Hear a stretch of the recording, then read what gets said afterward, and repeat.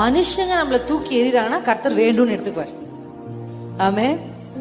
அது என்னமோ நம்ம அப்பாவுக்கு ட்ராஷ் மேல அவ்வளோ லவ். ஆமென்.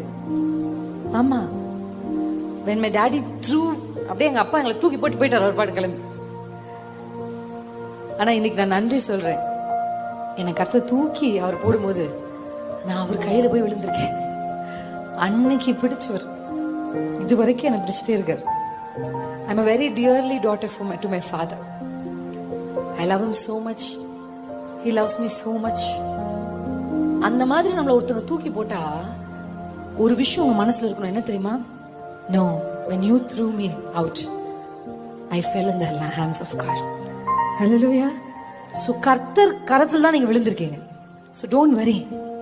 அவர் கையில இருக்கிற யாருமே சோரம் போனதில்லை, கெட்டு போனதில்லை. ஆமென்.